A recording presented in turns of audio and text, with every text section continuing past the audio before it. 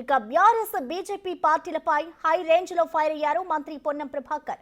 Hyderabad MLC ఎన్నికల్లో ఈ రెండు పార్టీలు కలిసి కుయుక్తులు పన్నుతున్నాయని విమర్శించారు ఆయన.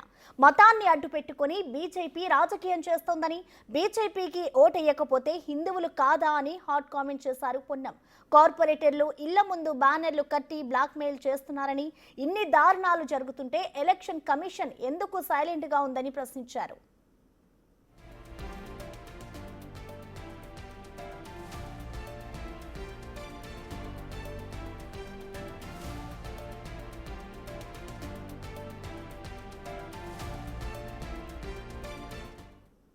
అంటున్నారు స్థానిక సంస్థల ఎన్నికలైతే నిజంగా హిందువులైతే భారతీయ జనతా పార్టీ కోటేమని ఇంత బహిరంగంగా అడిగితే ఎలక్షన్ కమిషన్ ఎందుకు మౌనంగా ఉందో అర్థమవుతలేదు. అందుకే నేను మళ్ళొక్కసారి ఎలక్షన్ కమిషన్ కూడా ఫిర్యాదు చేస్తూ ఉన్నాం.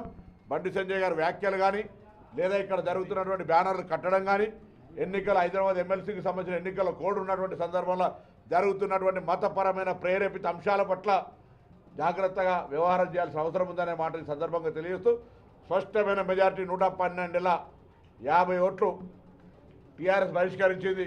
బీజేపీకి 24 ఓట్లు, మాకు 14 ఓట్లు. ఇట్లా ఏ ధైర్యంతో పోటీ చేస్తారు? బీజేపీ టీఆర్ఎస్ కలిసి పోటీ చేయాలనుకుంటారు, కానీ ఆడ కూడా మెజార్టీ రాకపోవడంతో టీఆర్ఎస్ బ్యాక్అవుట్ అయింది.